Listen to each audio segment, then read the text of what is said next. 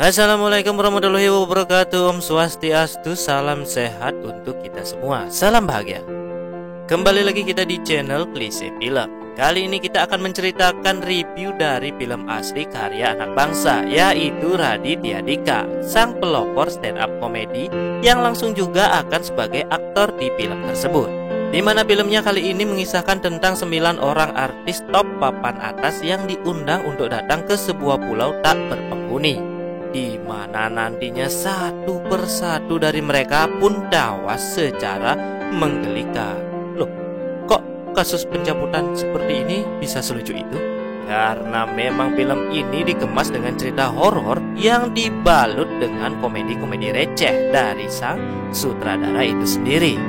Apakah yang sebenarnya terjadi dengan undangan maut tersebut, dan siapakah pelaku yang sebenarnya telah merencanakan ini semua? Sebuah kata-kata mutiara dari saya, lempar batu sembunyi tangan. Ya nggak apa-apa lah bro, asal jangan ketahuan. Garing. Itu yang lain tuh.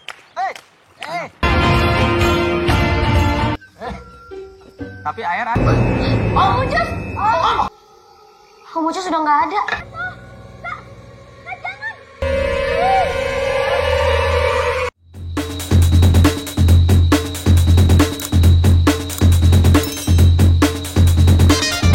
Di awal film, kita diajak ke sebuah bangunan tua di mana di sana akan dijadikan tempat tawanan seorang wanita cantik nan bohai.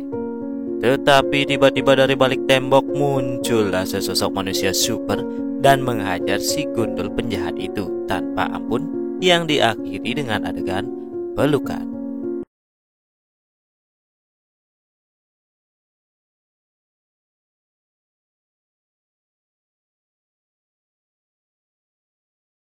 Di mana semua itu ternyata hanyalah salah satu scene adegan syuting dari sebuah film, yang terlihat si pemeran wanitanya yang ogah-ogahan dengan si pahlawan, dan preman yang dipukul itu pun protes karena memukulnya yang terlalu kekencangan. Diketahui pria itu bernama Radit, sang sutradara sekaligus pemeran dari film yang dibuat tadi. Radit pun sedikit diwawancarai oleh beberapa jurnalis, dan karena pertanyaan si jurnalis ini sedikit absurd, Radit pun memanggil asistennya. Bubarin aja deh cucungok-cucungok itu. Apa coba nanya-nanya masalah ekonomi orang? Jadi ini genre filmnya apa ya? Diri yang danain. Tapi masa ini wartawan bubarin aja ya. Setelah itu sang asisten memberikan sebuah undangan yang bertuliskan hangout, yang pengirimnya pergi setelah memberikan undangan tersebut. Di tempat lain terlihat sebuah acara talk show yang dibawakan oleh host kondang, yaitu Soleh Solihun, di mana dalam acara itu telah hadir pasangan romantis antar age alias umur, yaitu si wanita yang sangat-sangat muda dan si pria yang sudah tua renta. Alih-alih mendapatkan obrolan yang hangat, ternyata si kakek yang datang ke acara itu bersama selingkuhannya. Dan setelah misteri guest ditampilkan ke depan, terjadilah. Jangan marah-marah, kan ibu saya undang ke sini buat Saya akan somasi kamu. tenang. Sarankan Ibu Yuyun kawin lagi. Soleh yang merasa ogahan dan tidak sreg dengan acara talk show itu tidak bisa berbuat apa-apa karena dia akan kehilangan job apabila terlalu banyak protes. Lo mau acara yang bagus atau mau makan? Yo bro, lu bikin acara yang bagus atau lu mau makan? Radit yang datang dari syuting shock melihat semua barang-barangnya telah digusur oleh pemilik kontrakan, yang ternyata Radit belum membayar kontrakan selama 3 bulan full. Baru 3 bulan pak? Ya baru 3 bulan ya. Yang HP-nya tiba-tiba berbunyi di dalam mobil dan diangkat, ternyata adalah sebuah panggilan penagih hutang, di mana Radit langsung meminta tempo. Aduh, kasihan banget nih Radit nih. Kalau kamu nggak bayar kontrakan bulan ini, kamu minta kamu pergi dari sini. Nih, tuh barang. Selamat sore Pak Radit. Kasih ya. Dan dia pun ingat tentang sebuah undangan hangout dan membukanya. Yang terlihat di undangan tersebut seperti sebuah tawaran bisnis industri hiburan yang akan merubah hidupnya. Karena Radit memang sedang memerlukan dana tambahan, akhirnya dia pun datang ke tempat pertemuan. Sesuai dengan kesepakatan, Radit pun datang ke sebuah pelabuhan dan betapa terkejutnya dia bertemu dengan beberapa aktor lainnya yang sangat-sangat kondang. Di antaranya adalah Surya, Om Mucus, Soleh Solihun, Dinda Kanya Dewi, Gading, Titi Kamal, dan Bayuska. Dinda Kanya Dewi, Gue ketinggalan yang nggak pakai begitu. di depan kamera itu. Tapi begitu nggak ada kamera, kita harus. Jadi sebenarnya lu nggak pernah sih ketemu yang kayak Proyek gede itu biasanya awal-awal misterius. Om diundang ke rumah. But ternyata itu bayangan produser. Dan pelan-pelan, maaf, di sini memang sering mati lampu. Enggak apa-apa. Gua pikir gua sendirian. Ya. Itu mah vlog dong ya. Oke. Dadah. Tuh kan guys. Ada titik. Akhirnya mereka pun masuk booth dan menikmati perjalanan. Terlihat Radit yang mendatangi Soleh dan sepertinya memang ada hawa-hawa permusuhan di antara mereka berdua. Soleh pun tidak menghiraukan Radit. Leleh. Gue cuma saran dari orang sok tahu kayak lu. Kalau gitu sih Leh, gue kan kelihatan banget kali lu pura-pura tidur. Akhirnya mereka pun sampai di sebuah pulau yang sepertinya tak berpenghuni dan melihat-lihat sekitar sampai ada pos jaga tetapi kosong dan hanya ada radio mati di dalamnya. Soleh melintir ke hutan sebentar karena dia ingin pipis dan ketika dia pipis tiba-tiba ada seorang wanita yang menepuk pundaknya dan tiba-tiba Apa ini? Kita kaget aja. Ntar. Lagi ngapain sih di situ? Keren tuyul gondrong. Soleh yang belum selesai pipis pun kaget ternyata dia adalah Prilly yang juga ikut diundang ke pulau tersebut. Mereka pun akhirnya berkumpul dan Prilly karena sudah duluan sampai di pulau tersebut, dia menunjukkan tanda yang dia temui tadi. Sampai tiba-tiba di tengah jalan, Dinda pun berteriak. Mau melahirkan? Mau BO. Aduh, dalam hutan pengen pup ini. Mereka tidak membayangkan sebelumnya bahwa mereka diundang untuk melewati lembah dan menaiki gunung. Ketika akhirnya mereka sampai di sebuah rumah yang cukup horor tapi besar yang ada di tengah hutan tersebut. Karena si Bayu dan Soleh memang agak ngegas, dia pun memanggil-manggil Pak Tony si pengundang acara, tetapi tidak ada jawaban. Dengan sifat jeger dari Neng Titi, dia pun langsung masuk ke rumah tersebut dan setelah mereka lelah mencari-cari si Pak Tony, tetapi tidak ada satu orang pun di sana. Terdapat satu keanehan di dalam rumah tersebut, yaitu ada semua foto-foto mereka yang kembali Gading sangat percaya bahwa mereka akan diajak casting dalam sebuah film besar.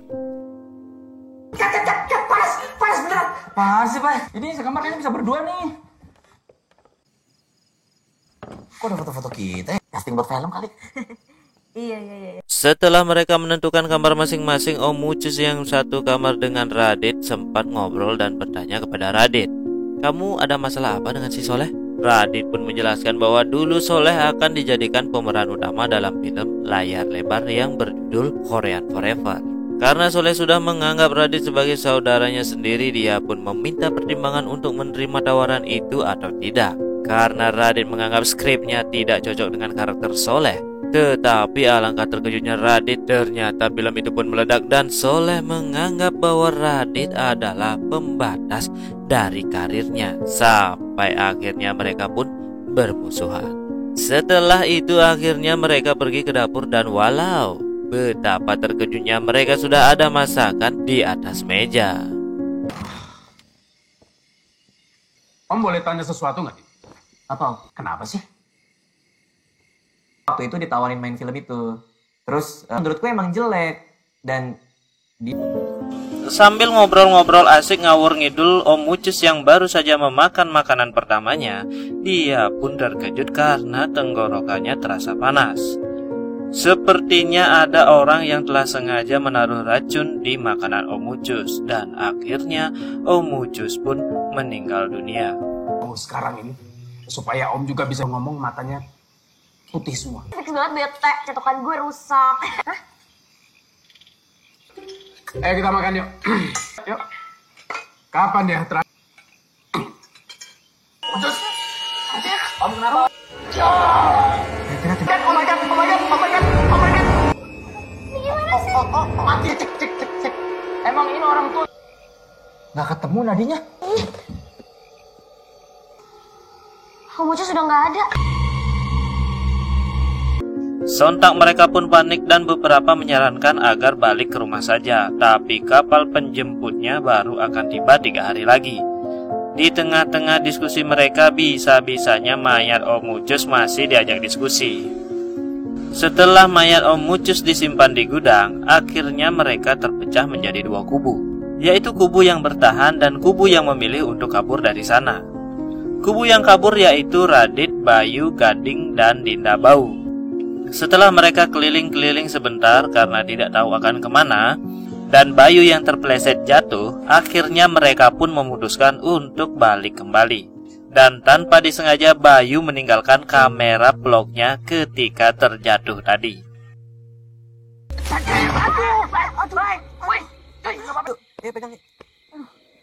Anget guys. Lepas kita balik lagi aja deh. Iya.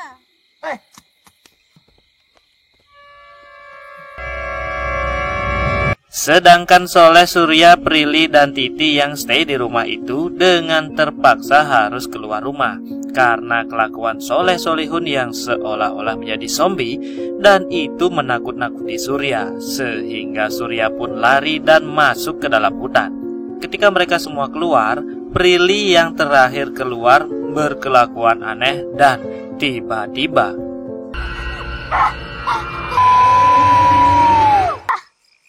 Abis ngeliat bulan jadi begini nih, suka masih ke bawah. ternyata si Prilly ini masih keinget sama syutingnya pas dia jadi serigala di film GGS itu. Tak berselang lama, akhirnya mereka pun berkumpul kembali di dalam hutan. Tetapi Bayu yang keinget sama kameranya dan pergi sendirian untuk mencoba mengambilnya. Karena kelakuan Surya yang feminim dan penakut, akhirnya mereka pun berpencar dan Prilly juga melihat sesuatu. Prilly yang pergi sendirian, dan selang beberapa saat setelah itu, Prilly pun berteriak. Setelah Radit dan yang lainnya mendengar, ternyata Prilly sudah jatuh ke dalam jurang.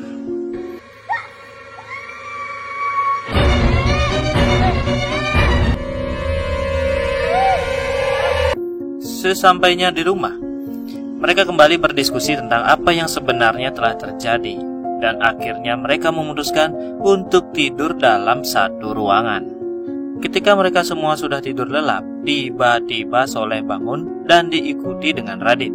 Karena Soleh ini takut ke kamar mandi, hal hasil dia pun mengajak Radit untuk satu toilet bersama. Wow. Tapi masa kita kencing? Oh, jangan bilang siapa-siapa. Mau kemana? Cara sisanya. Masa sih? Dan ketika mereka berdua balik, ada Mas Surya yang tadinya kelihatan takut, tapi kenapa tiba-tiba berani cari angin di luar sendirian coba. Pagi harinya mereka dikejutkan dengan penampakan foto mereka di dinding yang tiba-tiba sudah berisi tanda silang untuk foto Prilly dan Om Ucus. Gading, Radit, dan Soleh berpendapat bahwa ketika ada yang tewas di antara mereka, maka fotonya akan dicoret. Dan Soleh memiliki ide yang sangat-sangat brilian. Kayaknya berani banget pas kita semua lagi tidur. Supaya nggak mati, kita umpetin aja foto kita. Bukan begitu juga dong cara kerjanya Soleh. Di dapur, para ciwi-ciwi yang ditemani Bayu sedang mencari-cari makanan, tetapi zong. Dan si Surya tiba-tiba datang dengan membawa sojoy, tapi cuma 1 buah. Jelas itu menjadi rebutan untuk mereka karena sudah kelaparan. Tapi nggak gitu juga dong cara ngambilnya, Dinda. Udah kenal dua gue. Setelah itu, akhirnya mereka berpencar untuk mencari sumber air bersih dan beberapa makanan yang bisa dimakan. Surya, Soleh, dan Gading pergi mencari air, sedangkan Radit, Titi, Bayu, dan Dinda mencari makanan. Keliling-keliling Titi yang melihat seekor kerinci dan mencoba melemparnya dengan pisau. Akan tetapi karena kelakuan Bayu yang tidak sengaja mencium tanaman yang penuh dengan serbuk sari, hasil Konsentrasi. ketusuk dong tangannya si Dinda. Aduh. Di tempat lain, Surya, Gading, dan Soleh menemukan sumber air yang mana ketika mereka akan mengangkat penutupnya, tiba-tiba Surya pun jatuh.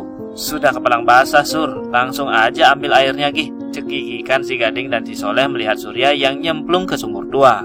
Tetapi mulai dari sini sikap Surya terlihat berubah. Mungkin karena kejedok pinggiran sumur atau dia kerasukan. Mumpung di bawah.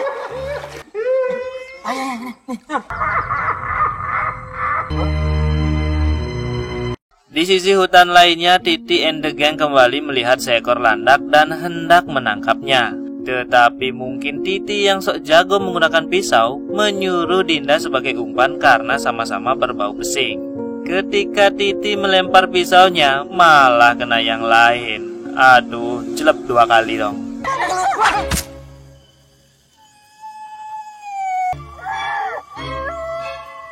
Setelah berhasil menangkap landak, mereka pun hendak berjalan menuju ke rumah. Namun ketika melintasi jalan setapak, Titi yang memang pernah pergi ke hutan Amazon, katanya melihat beberapa perangkap yang mana hendak menghindarinya. Tetapi perangkap itu malah mengenai dirinya sendiri hingga dia pun meninggal dunia. Saking paniknya, Bayu yang mencoba kabur malah menginjak jebakan lainnya yang menyebabkan paha Dinda tertusuk tombak dan terulang lagi di bagian pundak, yang terakhir di bagian perut, yang mana tusukan itu menyebabkan Dinda pergi untuk selamanya. Mati! Tidak! Bye! Gue mati ya, bye! Sesampainya di penginapan, mereka pun mengumpulkan jenazah Titi dan Dinda. Dan kembali mereka berdiskusi siapa kira-kira yang telah merencanakan ini semua. Tapi Om Surya seperti kerasukan hantu, dia pun mengajak Bayu untuk memasak landak buruannya tadi. Ketika memasak, Gading, Radit, dan Bayu kembali berdiskusi. Tapi kali ini dia berdiskusi tentang apa yang terjadi pada Om Surya.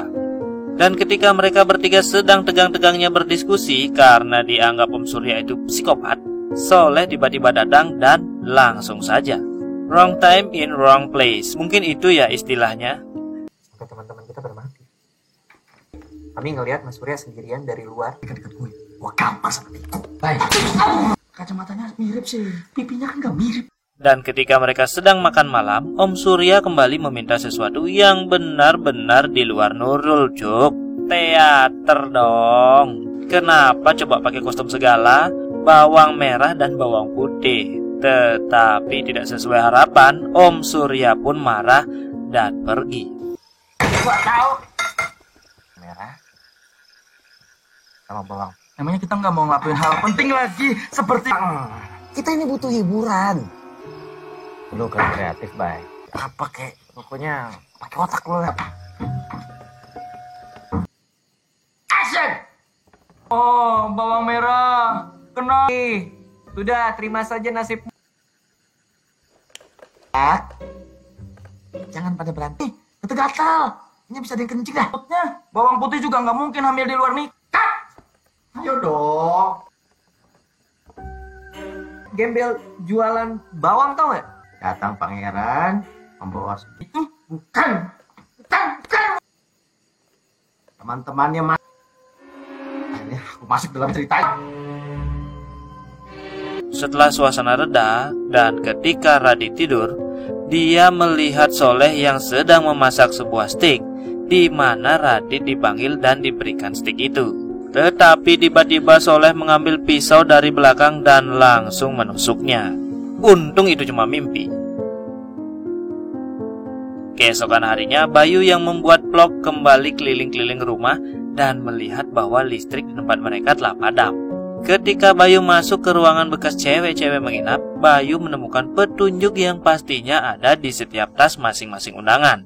Hal itu pun dia katakan ke Radit, dan ketika Bayu akan mengambil pulpen dan kertas, entah untuk apa, setelah itu Radit mengecek kamarnya Bayu, dan ternyata dia pun telah tiada karena ditusuk oleh seseorang di bagian lehernya.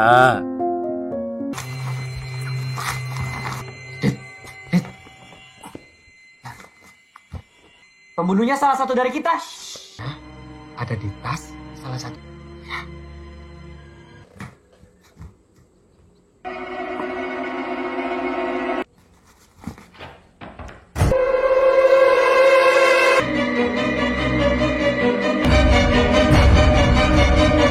Karena Radit yang ada di kamarnya Bayu, akhirnya dia pun dituduh oleh sisa orang yang ada di sana, tapi tidak ada banyak bukti. Dan pada akhirnya Radit mengatakan bahwa petunjuk ada di setiap tas milik undangan yang ada. Akan tetapi setelah digeledah semua, tidak ada hasil alias nihil. Iya, ada di tas. Cek 3 kali, nggak ada apa-apa yang ada di tas kita. Tunggu. Karena di tempat itu listriknya mati, mereka pun kembali berpencar. Radit dan Surya menghidupkan listrik, sementara Gading dan Soleh memindahkan jasad Bayu ke dalam gudang. Nah, di gudang inilah Soleh dan Gading sedikit memberikan kesimpulan tentang apa yang terjadi, dan Gading mencurigai duo stand up komedian, yaitu siapa lagi kalau bukan Soleh dan Radit yang merencanakan ini semua.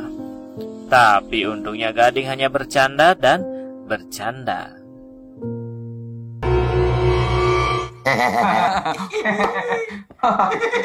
Anaknya Roy Martin bisa aja nih. Di luar, Surya dan Radit berhasil menghidupkan listrik, dan Surya berpesan untuk Radit agar berhati-hati dalam langkah karena bisa menginjak semut. Selain dia harus memiliki pri kemanusiaan, dia juga harus memiliki pri kesemutan. Apa coba? Radit yang belum sampai ke bawah setelah menuruni tangga mendengar Om Surya yang menjerit, dan ternyata Om Surya telah jatuh ke tanah dengan anak panah yang telah menancap tepat di punggungnya. Soleh yang menghampirinya pertama kali yang disangka langsung sebagai pembunuh, dan Gading Martin yang tiba dengan sebilah pisau dapur mengutarakan semua kekesalannya. Karena mungkin Gading sudah kena mental yang disebabkan dari kemarin teman-temannya satu persatu pergi untuk selamanya. Bahkan ketika dia melempar pisau tersebut dan hampir saja kena Soleh dong. Soleh dan Gading yang sontak berlari dan kejar-kejaran dengan Gading sempat bersembunyi di pos jaga dekat pinggir pantai kemarin. Dan mereka melihat-lihat ada radio yang kemungkinan bisa digunakan untuk meminta bantuan. Soleh yang tidak hanya tahu merek dan penemu radio itu, bahkan dia tahu bagaimana cara untuk memperbaikinya. Cara lawas tapi manjur. Dan tiba-tiba Belum lagi kalau weekend suka ada kerjaan. Gading yang datang sambil membawa pisau dan mencoba menghabisi mereka berdua karena telah dicurigai sebagai dalang yang telah membawa teman-teman mereka ke alam baka. Setelah perkelahian yang tidak setara dengan MMA atau Smackdown, akhirnya Soleh dan Radit kembali bisa melarikan diri. Dan kali ini Soleh memiliki ide untuk menyerang kelemahan Gading, yaitu bullying.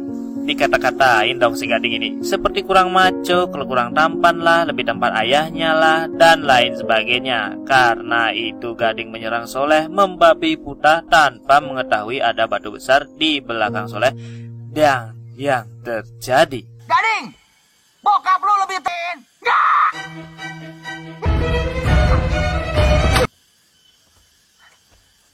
Akibat benturan keras, Gading pun terjungkal ke tanah dan Radit disuruh untuk mencari tali guna mengikat si Gading agar tidak kemana-mana.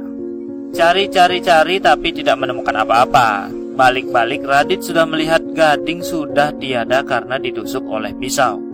Dan Soleh kembali ada di sampingnya. Setelah sedikit diinterogasi oleh Radit, lo yang bunuh Gading? Enak aja, gue tadi kencing, tiba-tiba Gading sudah ditusuk. dan Radit pun mulai curiga dengan Soleh. Akhirnya mereka pun menaruh mayit Gading di gudang bersama teman-teman yang lain. Dan gelagat Soleh yang mulai aneh ketika dia akan memasak. Radit hanya disuruh untuk merebus air sedangkan Soleh yang memotong dagingnya. Jelas Radit yang sudah mulai curiga, sedangkan Soleh yang sudah bosan dicurigai sama-sama tidak mau mengalah. Akhirnya mereka pun memotong daging bersama-sama. Di sela-sela mereka memotong daging bersama-sama, kembali terjadi perbincangan yang menjurus ke siapa pelaku yang sebenarnya. Apakah Soleh atau Radit? Karena merasa sama-sama curiga dan sudah saling mereka rasakan segala tuduhan-tuduhan yang sudah mereka layangkan, akhirnya pertengkaran di antara mereka pun tidak terhindarkan.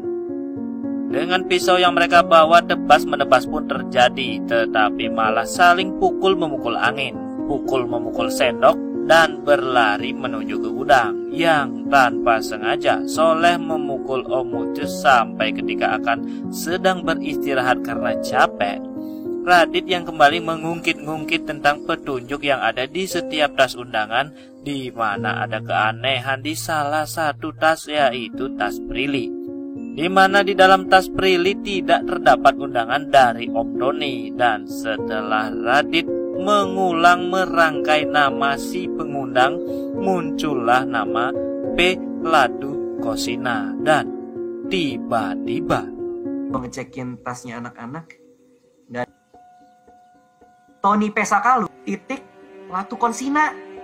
Latu Kon.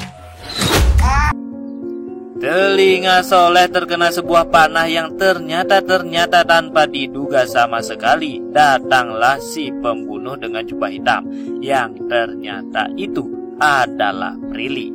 Loh, kok bagaimana bisa si Prilly? Bukannya dia sudah koit jatuh ke jurang? Jadi dalam acara pesta tahun lalu, Prilly yang datang ke sebuah pesta ke-8 temannya itu mendapat sebuah telepon yang mengabarkan ayahnya dalam keadaan koma. Tetapi Prilly yang tidak mau mengatakan kepada teman-temannya menyuruh Prilly untuk duduk kembali dan menikmati kudapan yang disediakan.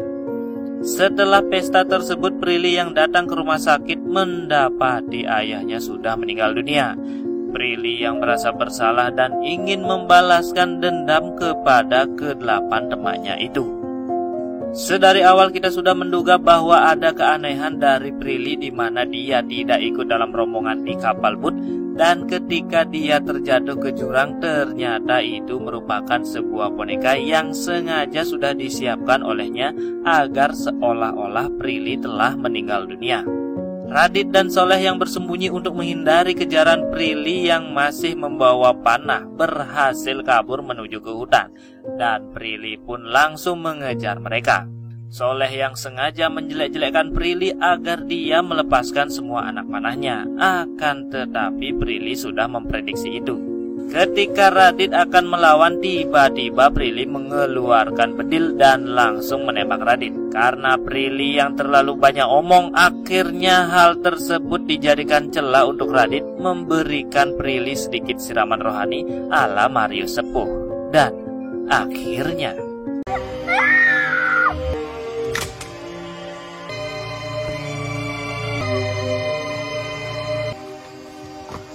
kita Prilly yang luluh dan menyerahkan pistolnya, tetapi Radit yang sedikit ceroboh menembak bedil itu ke titiknya Soleh. Bledos-bledos dah. Di akhir cerita, Radit dan Soleh yang sudah berbaikan kembali dan membuat aplikasi yang memungkinkan kita-kita semua curhat dan mendapatkan jawaban atas semua masalah kita. Prilly yang sudah mendekam di penjara dan sempat dikunjungi oleh Soleh dan Radit, di mana ketika Soleh ke belakang, ia muncrat-muncrat kemana-mana. Dan film pun tamat. Sebuah film asli karya anak bangsa, yaitu dari Raditya Dika, sang pelopor stand up komedi, di mana dari keseluruhan film ini menceritakan sebuah balas dendam yang sebetulnya tidak perlu dilakukan, tapi sudah dilakukan. Terima kasih telah menonton Klise Film, dan jangan lupa untuk request film kesayangan Anda jika kalian ingin. Terima kasih.